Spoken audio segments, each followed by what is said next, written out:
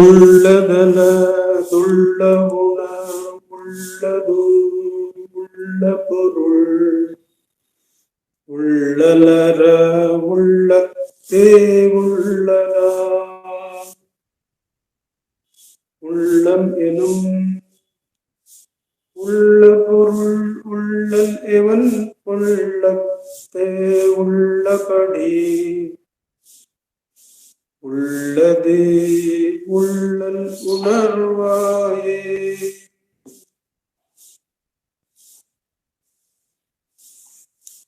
Namo Ramana.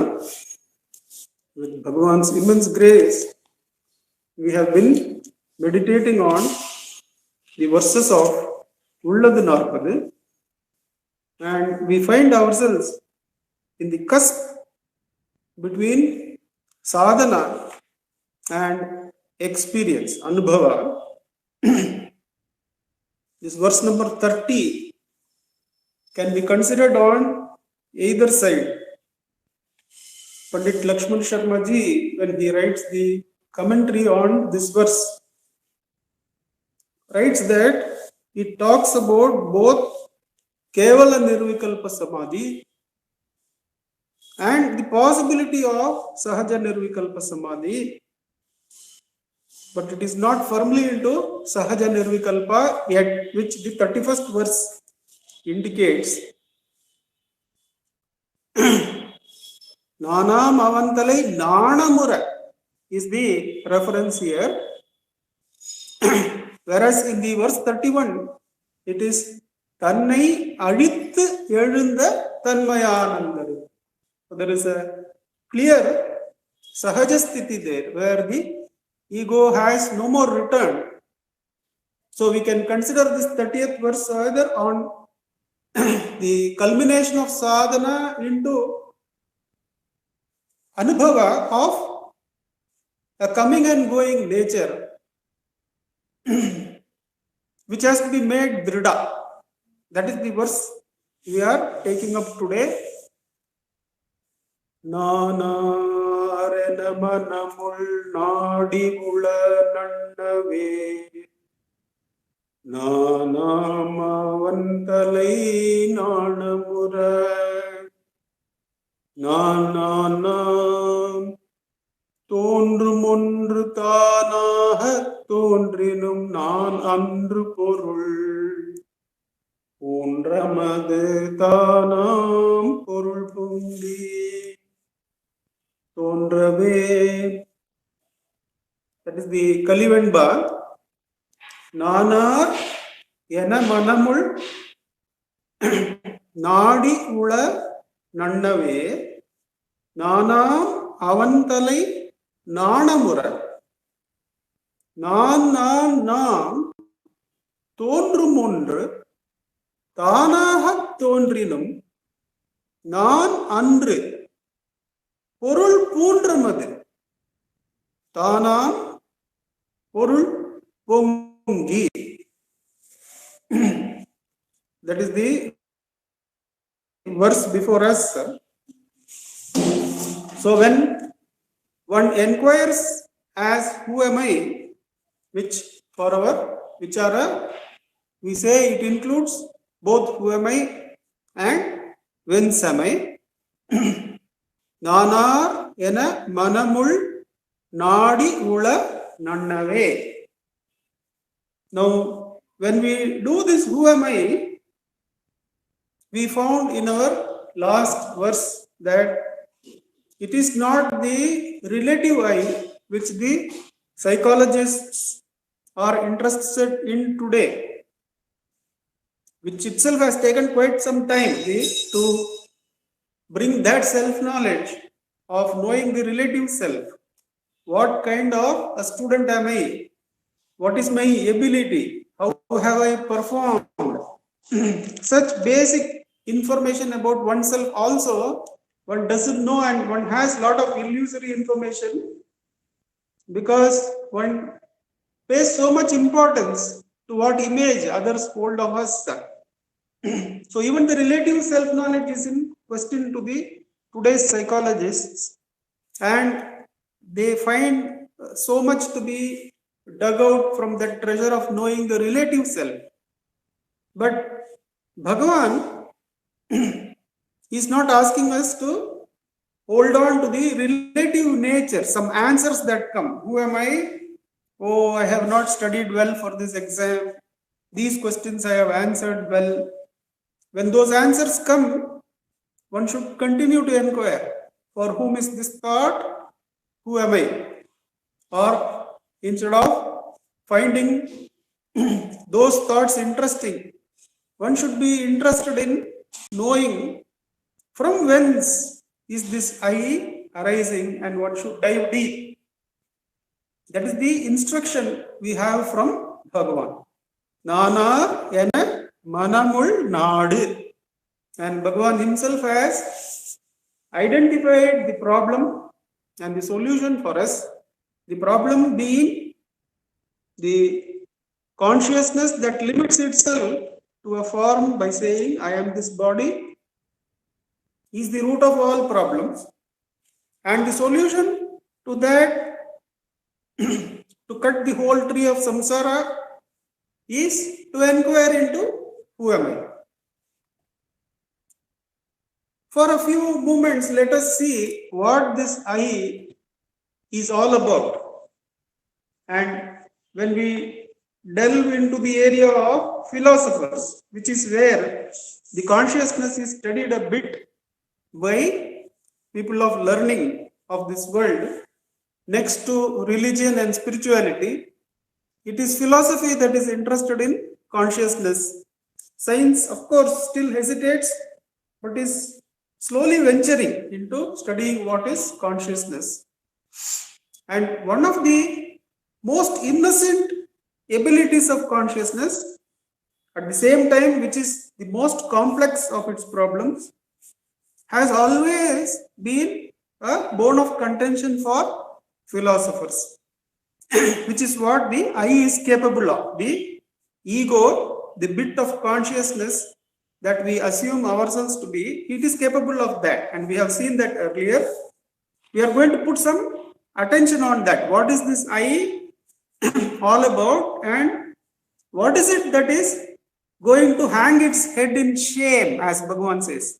Nanam avantalai nanamura. Now, why is it? What is it that is going to make him hang his head in shame? Is what we are going to check out a little bit, so that we can practice Atma Vicharam with that manana. So the root problem, that though they look at it both as a very simple problem as well as the most complex of philosophical problems. For instance, William James, one of the well-known philosophers of the last century from US, whose writings are quoted often, he says that he has toiled with this problem of consciousness, this ability of consciousness, for many years. Much notes has been written and much discarded, but even then he deliberately jumps to one of the bandwagons available, because he says the choice has to be made. But without further going into that mystery, the problem is easily defined, that this consciousness, ego essentially, but the philosophers apply it to consciousness in general, seems to have this ability to aggregate and disaggregate freely. This is the freedom that consciousness seems to have, and nobody seems to know why. There is no why about it, but we can just say this seems to be there. And that is the same problem we had in the boat of Theseus. While discussing the boat of Theseus, we had seen the same problem of the I, that I could assemble a boat 1,000 years later and still worship it as the boat of Theseus. It could say, no, this cannot be, because all the component parts are different now. It could disassemble. If it wanted, it could disassemble. Or it could say those old planks joined in the backyard of somebody's yard, that could be the boat of Theseus. or as we discussed at that time, it could just take a small turmeric small assembly of turmeric particles, put some water, mix it up and keep, and say that is the whole of the universe there. So the consciousness seems to have this ability to aggregate or disaggregate freely. Now, which one to choose has been, is it of the nature of aggregation, where Pindam Meviya Nadane, Brahmandam Meviya Nadana, that he is the one who has assembled the body together. That is the same consciousness that has assembled the world, the whole universe together. Pindam Meviya Nadane, Brahmandam Meviya Nadana, the ability of consciousness to assemble and hold. Or is it that consciousness which is able to say, this is not me, this is not me, this is not me, anything seen, how can it be me? It is mine or not mine, but it is not me. What is seen, how it can be me? Therefore, I can disassemble from anything seen and free myself, free the consciousness for what it is and inquire what it is. So, it seems to have this ability to assemble or disassemble. So in one of the, I am just returning from discussion with another group for this verse, the group consisting of my 87-year-old mother, her attendant, and myself there. And a few weeks back, I had listened to her when she was attending a phone call referring to some other conversation. She was telling an 80-year-old relative, see, when I was talking to your son-in-law, I did not remember that it is him I was talking to. So I did not give that much love and affection in my conversation. Please ask him not to mistake me, because I was thinking of that he was somebody else. She was mentioning this to an 80-year-old relative lady that she was sorry that she could not give proper attention to a conversation to a person who was online with her some weeks ago, because she had mistaken him for some other in-law. And she was trying to separate the relationships, the way in which the people take her, and she being an intelligent person, how she has related to the whole set of relatives in a very appropriate manner. She was setting it right. And we just took that for the aggregation part, that how meticulously we aggregate. We aggregate that conversation is made by me, and that conversation has resulted in this. And can I set it right by asking that person not to mistake? Now, that aggregation ability, I asked Amma that suppose the information comes that indeed that was a different person and it was never the person she was intending even in this conversation, what would she have done? And she had no hesitation in saying she would have let go of the whole affair. That if she had really not hurt somebody in that way, then she has nothing more to do about it. She would let go of that set of thoughts, nothing to do, she is free of them. And we were looking at some other close friend who had some mental difficulties, and she could assemble a set of thoughts which 6 of us were not assembling, and say that this is factual, this is the truth. And when one of us would confront her, see, 6 of us are holding this fact, why don't you assemble your facts as we are doing? She would say, was the earth was not being considered the center of the universe for many centuries by all the people. Why can't all 6 of you be wrong and I be right? And that one has to accept, there is no way to prove that the aggregation of thoughts that consciousness has made is wrong. You cannot prove that. And there seems to be that freedom for consciousness to assemble a set of thoughts or a set of parts and say, this is me, and hold it even against whatever kind of opposition another can propose. So this ability is what is at the crux of the I. And I was telling Amma in the discussion, see what Bhagavan is asking us to do. Bhagavan is asking us to be like, as we discussed last week, to be like Arjuna before the Kurukshetra war.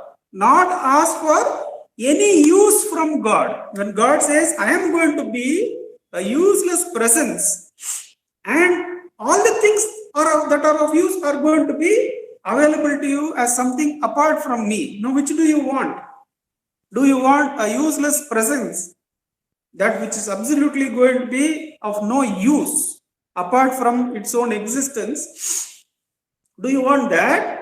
Or do you want some use where somebody will forgive you for a slip up in conversation which you intelligently remember and maintain as something to be held, or which you are holding on your own against all common sense and still aggregating and saying, this is what it is. I don't want to look at what six of you are saying or the rest of the world is saying, because there have been situations where the entire world has been wrong. So, Bhagavan, what he is asking us to do, he is asking us to let go of both the abilities. Like Arjuna asked for Krishna, who is not going to take up arms in any way to defend or to offend. He has chosen him. Similarly, you choose consciousness not for what it can do, but for what it is. We shared. Now, Amma is also very proactive in these discussions nowadays, except when she feels sleepy. And with my voice, what it is, sometimes she goes off into sleep. That's also interesting, that how people go into sleep when these topics of diving deep are presented. And she's, of course, 87 years old, nothing to hold against her. But as a co-vichari, how we look at this, she immediately proactively participates. And what Bhagavan is asking of us, we were sharing, Bhagavan is asking of us not to hold the consciousness to what it can aggregate or what it can disaggregate, what it can join together or what it can let go, but is it there or not? That's all you hold, he says.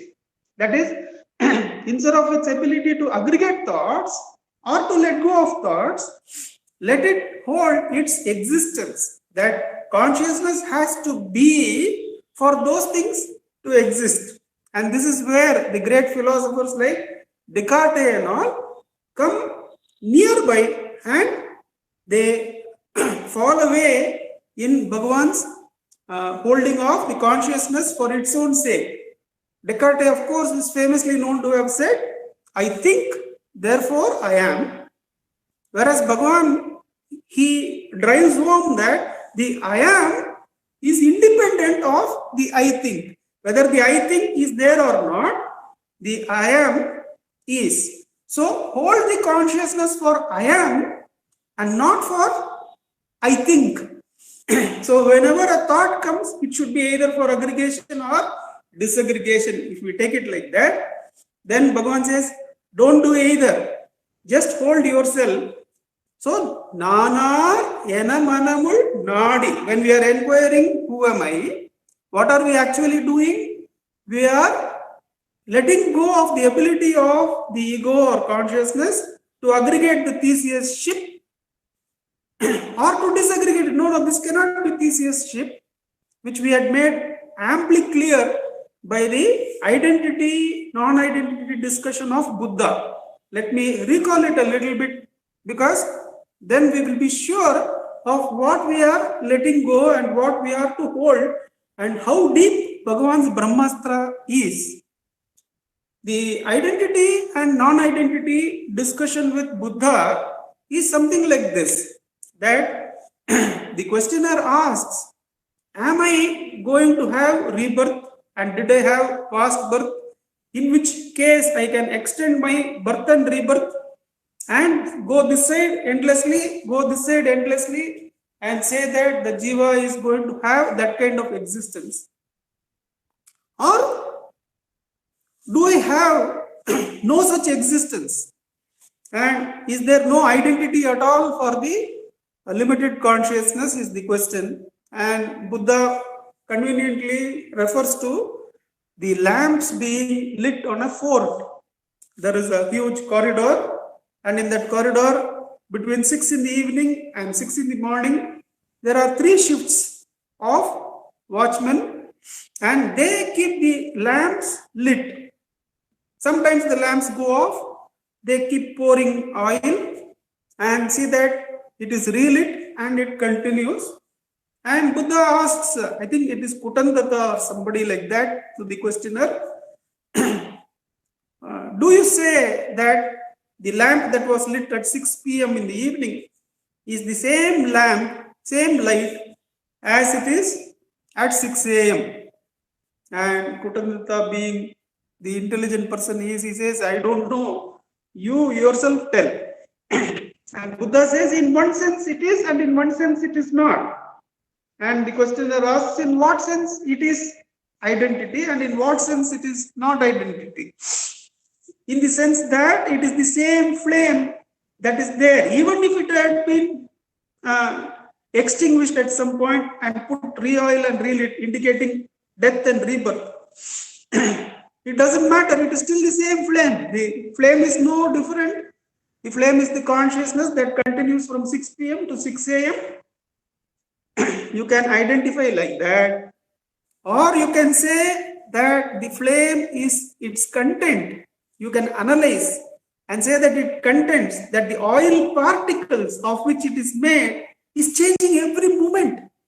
The oil particles which are there in the wick and rise up as flame and evaporate into the air as the gas, that is the fuel that is keeping the flame going, but that is changing all the time. So if you say the flame is made of those particles of oil which continue to extinguish themselves every moment at some rate, then it is the flame of this moment is not the flame of next moment. And we had seen that the study of Tom Chi is similar, that our body itself is something like that lamp, where every moment now I am exchanging air with the atmosphere, and this atmosphere is filled with the air expired or removed from living creatures, plants. It's all there, he says.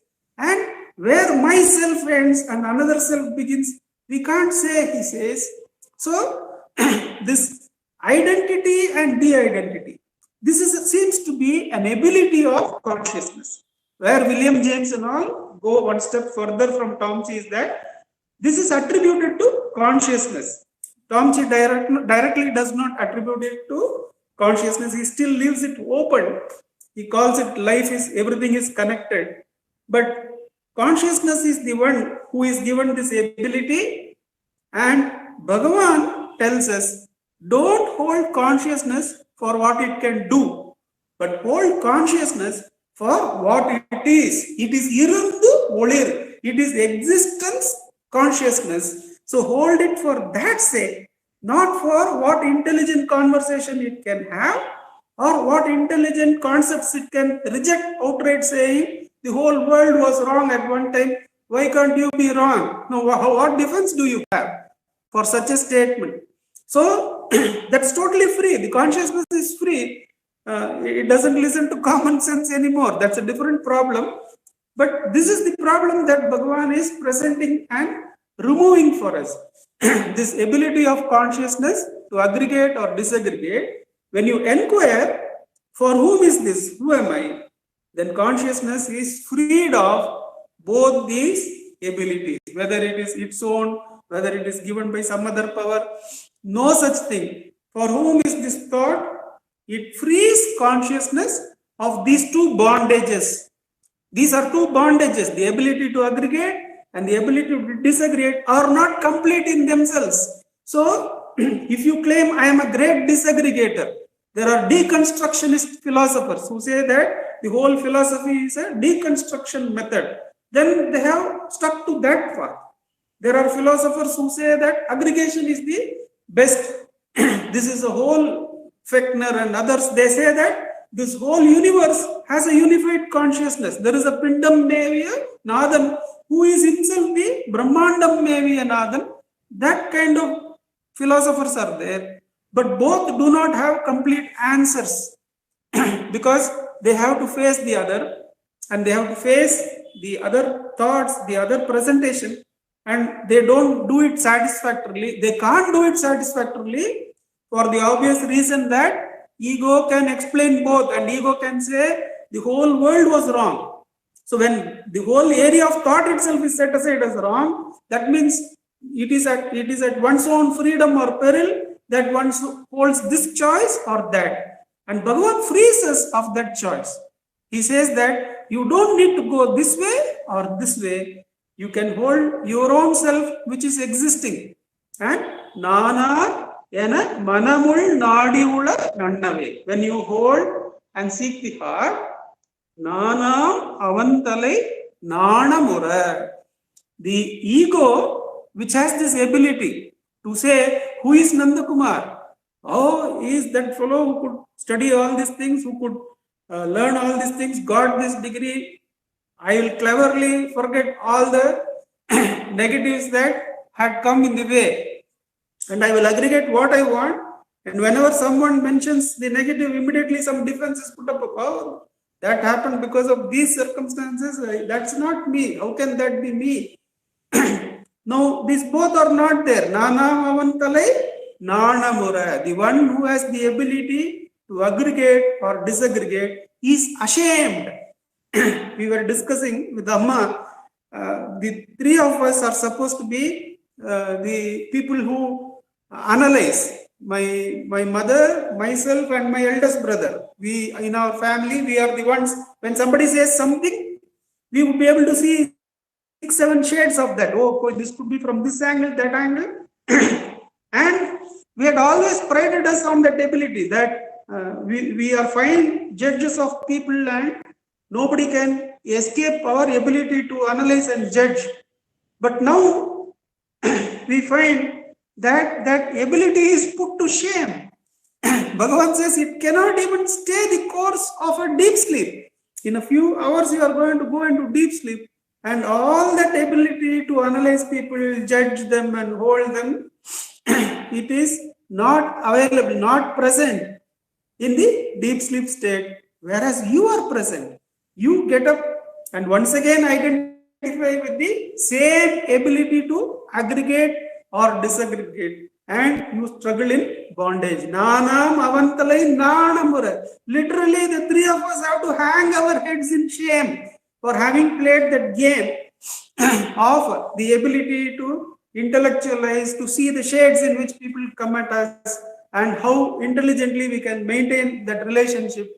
All that game is such a nonsense, is such a wastage of energy when we understand Nanam Avantalai Nanamura. When the ego hangs its head in shame, Nan. This is called in the Jnana Bhumikas, this stage is called as Tanumanasi. When the Nan, the ability to aggregate and disaggregate, is now hanging its head in shame. I don't want to remember what I spoke yesterday to whomever. I say it is Bhagavan who has arranged, and in Bhakti Marga I let go. In Atma Vichara, I just asked for whom is this thought that I spoke to them like this, and I want to separate things. I hold the consciousness which is real forgiveness of the other and oneself. The holding of the I is the essence of forgiveness for the other and oneself. One does not hold the other for any intelligence he has employed. We don't hold ourselves also for any cleverness employed or not employed. That is the freedom that Bhagavan gives. Nana Mavandalai Nanamura. When it hangs its head in shame, in the Jnana Bhumikas, when we find, Bhagavan says, the stages are that there is Subhecha. First of all, we should realize that real happiness comes to us only in moksha. not in the ability of the intellect, not in the ability of the mind, not in the ability of the body to go and get various kinds of things and enjoy them. Those kshetram, we understand that when we understand about the kshetram, the experiences that we saw are so temporary, are so transient, whereas our existence is not. Our existence is the one that continues, which is present there as the substrate.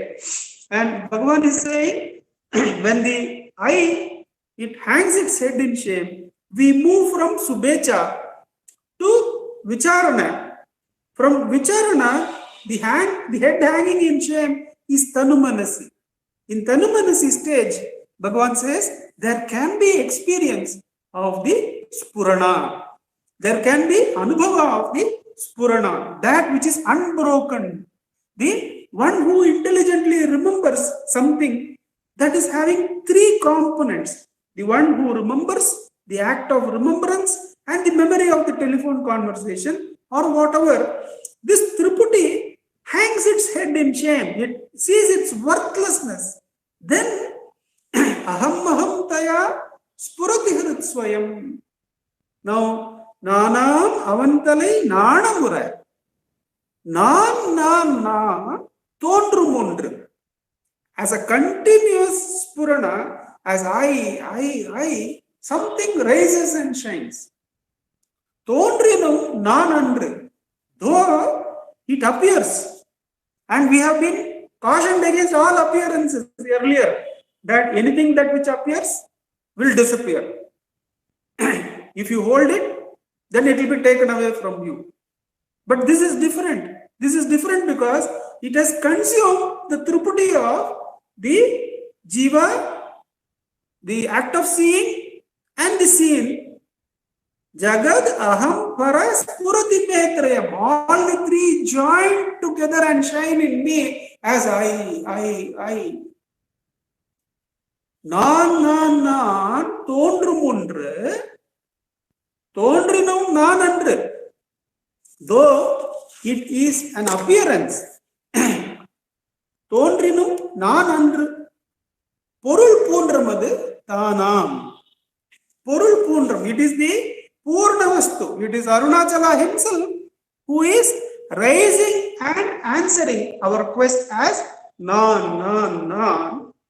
This Lakshman Sharma ji calls as the Nirvikalpa, Kevala Nirvikalpa Samadhi. That is, it is in the third stage of Tanumanasi, where the ego is feeling ashamed and is putting attention on itself, but has still not broken the thread, has not completely destroyed itself, which comes in the next verse. But the two stages of Samadhi, Lakshman Sharma ji has discussed. So let me put it before you. If thus far our journey is clear, that what is it that Bhagavan is asking us to pay attention to? To pay attention to the existence of consciousness, rather than what it can do. What it can do as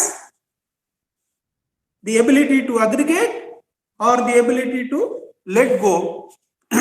Neither of those functions, but merely one's own existence one holds. When one keeps this inquiry, that Subecha is there, that neither my intelligent management of all the relationships and all that I have educated myself with, it stays the course in deep sleep. So what is this all about? What is Bhagavan asking me to do? He is asking me to do, who am I? So Vicharana, we start. Then comes the Tanumanasi stage, where the ego, Nanam Avantalai Nanamura, it is now hanging its head in shame. So from spurts, we get to feel the underlying current. The current of I. Nan தோன்றும் ஒன்று தானாக தோன்றினும் நான் அன்று பொருள் பூன்றமது. From where do we get this பொருள் பூன்றம்? We can get it from the two places that in Upadesha Saram also, Ahaminashabhaji Aham Taya Spurati Hrit Swayam Parama Purna Sat. What is this Porul Pongi, it is the Parama Purna Sadvastu. That is what is rising and shining as I, as existence consciousness. As I, it answers. It is Akanda. Whereas the Anubhava of the Triputi is with breaks. Between the seer, the act of seeing, and the seen, there is break. With the rememberer, the act of remembrance, and the remembered, there is break. That break is absorbed into the current when the ego hangs its head in shame.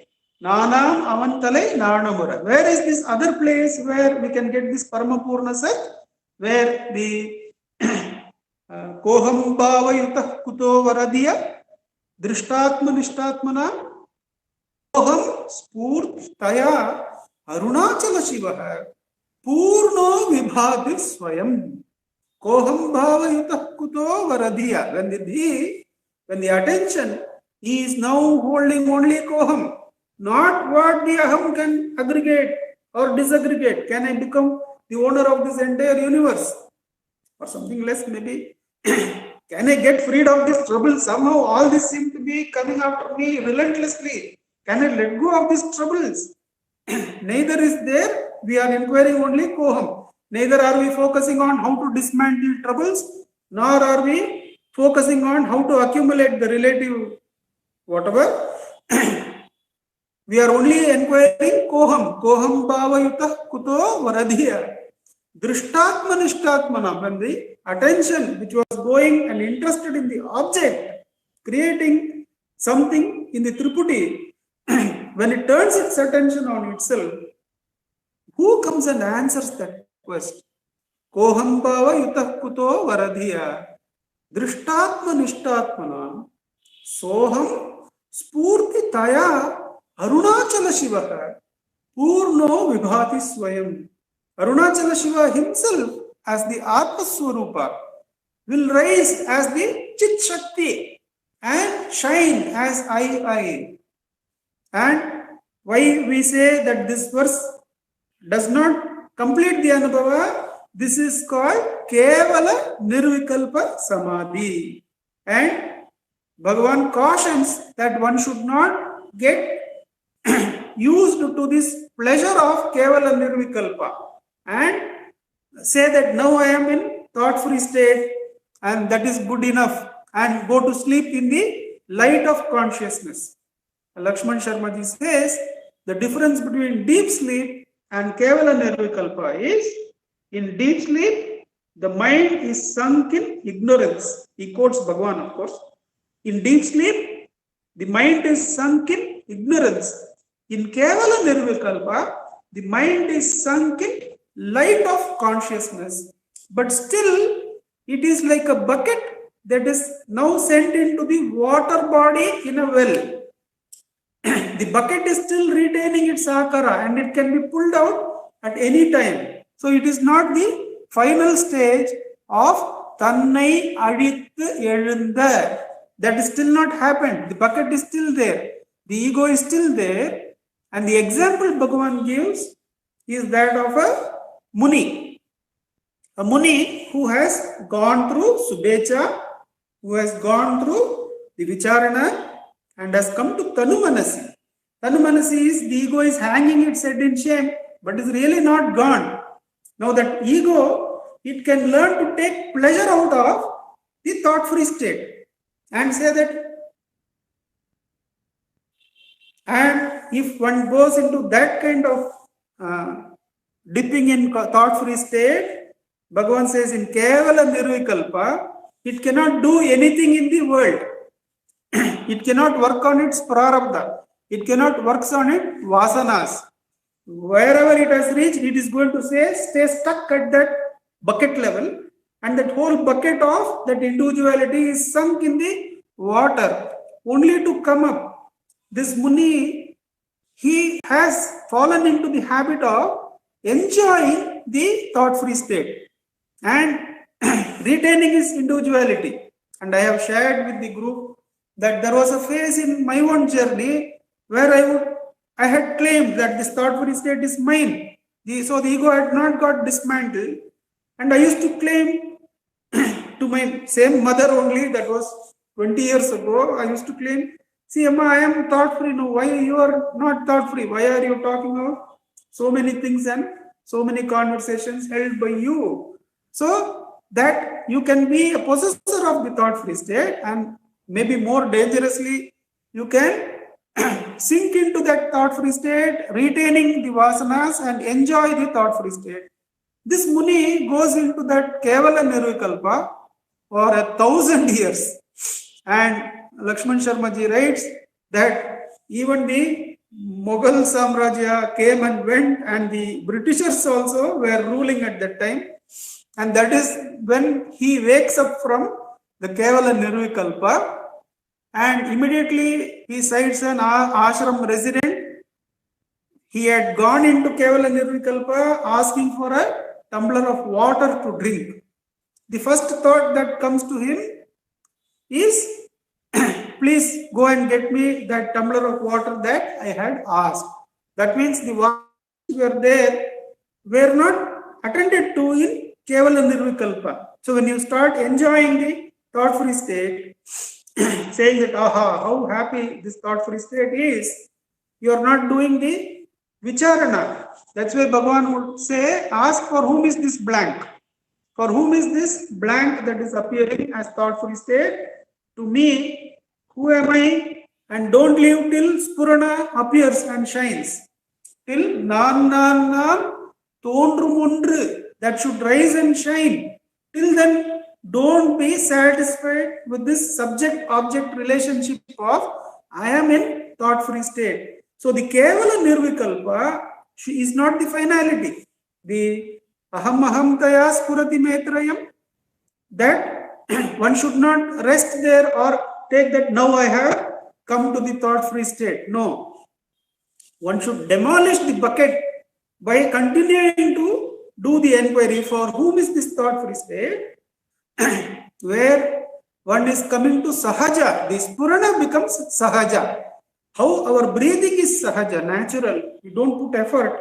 Like that, the Spurana, existence of God in us, the Supreme Being in us, should become Sahaja.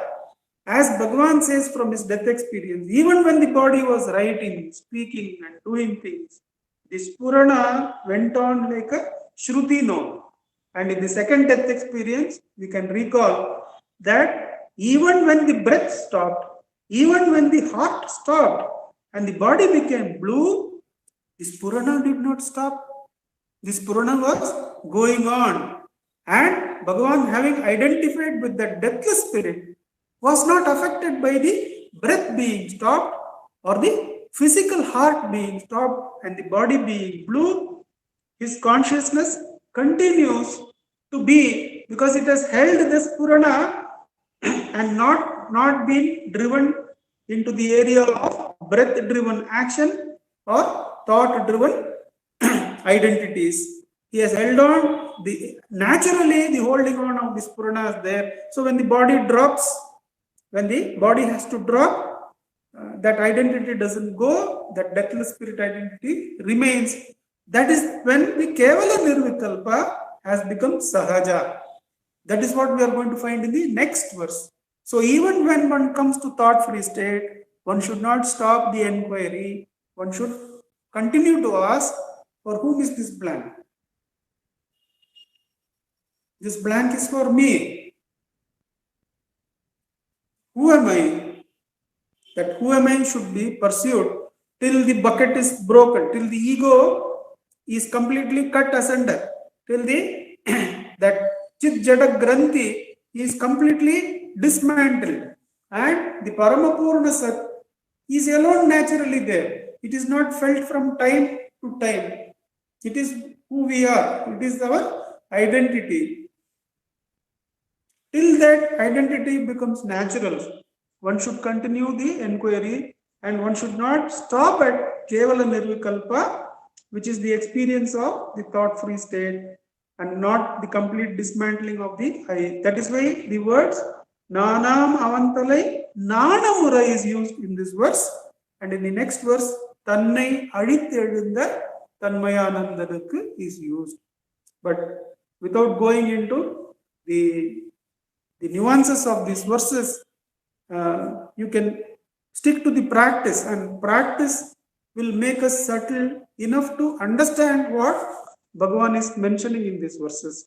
It is practice that is going to take us step by step from our holding on of the body to the presence that is ever there, that is naturally there. So it is practice that we are going to do till 8 o'clock, when Akka will join us with her comments on this particular verse, verse number 30. Ujjwalji, you can help us with the time. So we will practice Atma Vicharam, which is the Vicharana, second stage of Jnana Bhumika. As thoughts arise, one is not to pursue them because Triputi is still retained. Let go of the thought. The attention which was going off after the thought should be turned inward by asking, for whom is this thought? The answer will come. This thought is for me. The who am I will turn the attention back to its source. With repeated practice, Bhagavan assures one gains the ability to be in Sahaja Samadhi Sthiti, where the works do not affect the root consciousness or the Samadhi Sthiti itself.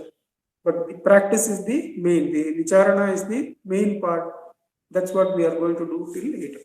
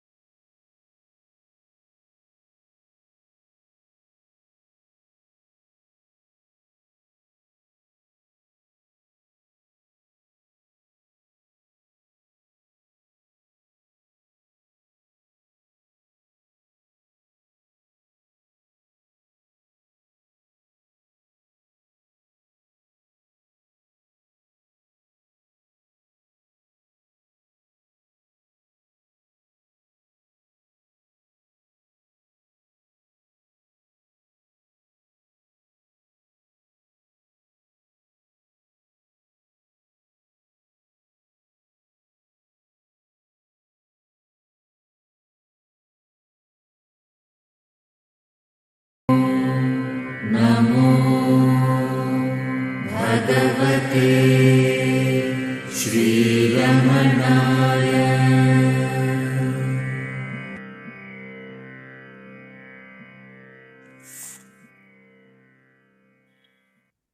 Namo Ramana. Namo Ramana. Namo Ramana. Prostrations to Ramana. Shining is the self in all beings. Listening from Nandakumarji about the capacity of the ego to aggregate and to disaggregate, to be on any side of the wall, to be like the cat on the wall, literally, to be able to jump this side or that side. It reminded me of one of Muruganar Swami's songs on Bhagavan, where he says, Palakkum Kaval Punaikum Thoran. He says, Bhagavan is standing guard over the milk which has been put to boil, or just the milk. He is the one who is the security, the guard for the milk. And he is the friend of the cat also. So he is available to everyone. His force is available to everyone and everything. And we are not in a position to say whether this is right or that is right. And there are multiple attitudes. And our own mind is capable of holding this one moment and holding that the next moment against ourselves. I remember also that when I was first introduced to the concept of Advaita, my senior relative who told me about it and explained why the self is non-dual, the self is all-pervading, explained to me very, very clearly. And it was very convincing for me. Of course, I was a child, but still it was very convincing. The way he told it to me, it was very convincing. And then he gave a smile and said, Can you now, I have told you logically why the self is non-dual, why it is unborn, eternal. I have told you logically. Can you now argue with me, and can you break all the logic which I have given you? Can you prove that it is otherwise? Can you prove that it is not at all non-dual, that it is dual, that this world is real? Can you prove to me through logic? Of course, I was not capable of doing so. Then he said, okay, I will do so. And he himself, step by step, logically broke down all the points which he had told me, which had convinced me intellectually that the self is non-dual. And this argument, counter argument, was equally convincing. Although, heart of hearts, I did not feel it was convincing. Logically, it was convincing. Heart of hearts, something told me the first statement which he has made is true. Something in me kept saying that is true. The self, that the non-dual nature of the self is the truth which he has told. But his logic was very good, which broke down his own statements. Then he laughed and said, now I have made the first statement. I have broken it down with my argument. Now I will give you a third argument which will break my second argument.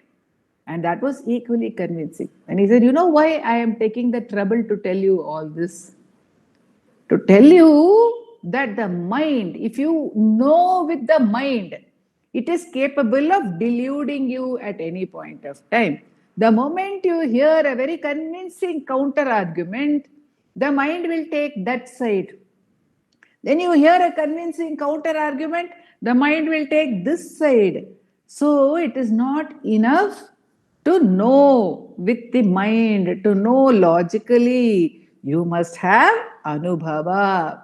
To have anubhava, you should have the practice.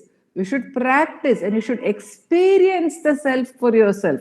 Once you have experienced it, then it cannot be denied by any logic. So that's why Bhagavan says to us over here, which Nandakumarji reiterated so beautifully today, that we have to take recourse to self-inquiry. In self-inquiry and by self-inquiry alone will the mind be defeated, will it hang its head in shame. Otherwise, it can go around in any kind of circles. Otherwise, it can hold on to any very, very subtle identity and it can rest over there. A few satsangs back, Nandakumarji had shared with us how Murli sir, one of our fellow satsangis, he at one point said that I am able to understand the logic behind the story of the Kannada serials. How they make the TV serials, I am able to understand the logic behind how the story goes. And Nandakumarji said, I immediately warned him, don't hold on to that knowledge. So there are different levels of knowledge as well we can hold on to. We can hold on to the knowledge of, I know this, I know about self-inquiry. We can hold on to the knowledge that I am a practitioner of self-inquiry. We can even hold on to the knowledge of, through self-inquiry itself, I have reached the thought-free state. But self-inquiry is so beautiful that it will not allow us to stop. If we practice a sadhana as an objective sadhana, it may take us to some point. That is what in Ramana Gita Bhagavan says, Adbhuta Siddhayas Sadhya. It can give us Adbhuta Siddhis. It can give us even thought-free state. Another fellow devotee in this satsang, she was sharing with me. She said, I would go to the thought-free state and I had developed a sort of ego about the thought-free state because it is very, very nice. And I asked Nandakumarji that I have an ego about this, and he told me, inquire for whom that state is, inquire further, go further. And he shared it with me. So this is possible. Of course, Bhagavan has warned against Laya Samadhi, which can happen when one practices any Hatha yogic practices. Bhagavan has warned. There used to be a devotee who would come even and meditate in Bhagavan's presence, and before he went into Laya Samadhi, Bhagavan would ask that he should be woken up, he should be stopped in his meditation and taken for a walk by Vishwanatha Swami or Kunju Swami and other devotees, so that he gets out of the habit of getting into Laya Samadhi. And this example which was quoted by Nandakumarji has been given by Bhagavan of the sage meditating in the banks of the Ganges. This example has been given by Bhagavan and recorded by Ramanananda Swarnagiri in his book Crumbs from His Table.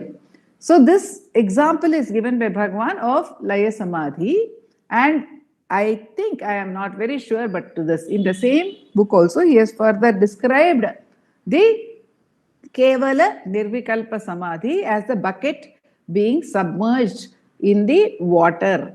And my favorite example of this Kevala Nirvikalpa Samadhi is Bhagavan's quoting from the story in Tripura Rahasyam, where there is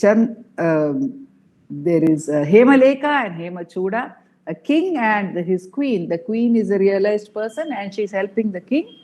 And the king gets into Nirvikalpa Samadhi and she wakes him up from it. And he says, it was so blissful, why did you wake me up? And she says that just the mere act of opening your eyes cannot stand between you and your true nature. That cannot disturb the bliss of your true nature. So you should go beyond the Nirvikalpa Samadhi to the Sahaja Samadhi, because in Nirvikalpa Samadhi, the ego, as Nandakumarji said, has not yet been destroyed. It is like a bucket in the well, and Sahaja Samadhi, Bhagavan says, is like a river merging in the sea. It cannot come back.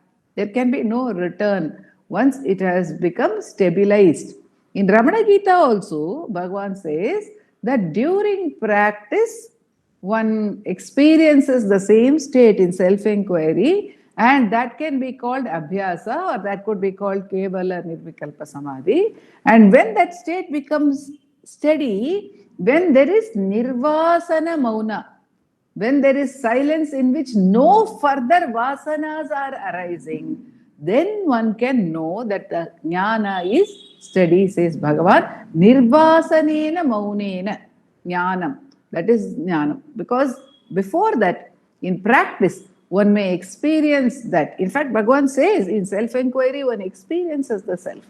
That there is no difference between the practice and the final state. It is not one different experience now and a different experience in the final state. But what happens if it is an intermittent experience? This question has been raised by Chadwick also to Bhagavan.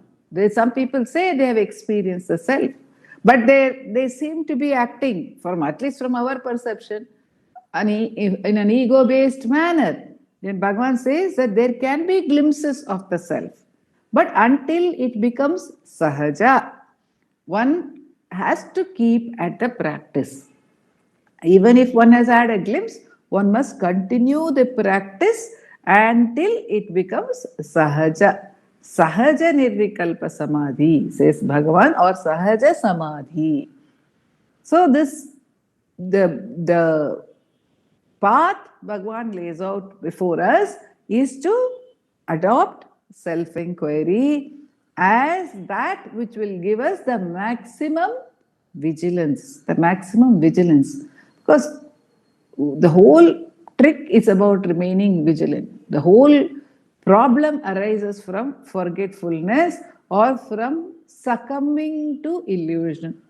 So, what will keep us from succumbing to illusion is to be vigilant. And what creates the maximum vigilance is self-inquiry, because self-inquiry makes us vigilant to that very one who is the root of the illusion, to that very entity which causes the illusion. We may be vigilant to our thoughts, we can even watch the thoughts. But if we watch the thoughts, the thinker would still remain. Silence of mind may result, but the thinker would still remain. So Bhagavan says that until that entity is addressed, we can see, as we practice, we can see ours for ourselves. The self-inquiry itself will show us how the subtle identifications rise up, how the subtle identifications, how the thought of knowing arises, how that thought of experiencing arises and becomes actually a point of stagnation, a plateau in itself. So one has to move further until one reaches the ultimate summit of Sahaja Samadhi, and that is Bhagavan's gift to us, Bhagavan's reiteration at every point of time, which has been beautifully emphasized once more by Nanda Kumarji as he brings the emphasis to that point in whichever verse of Sadarshana, Ulladu Narpadu, or any other work of Bhagavan which he is taking up. And Bhagavan also keeps the emphasis only there. Again and again he brings us back only to that point. He does not allow us to move from there. In fact, somebody asks Bhagavan, why is it that you're always saying the same thing? Bhagavan said, I can only talk about what I know to be the truth. What I know to be the truth, that is what I talk about. How can I talk about something else?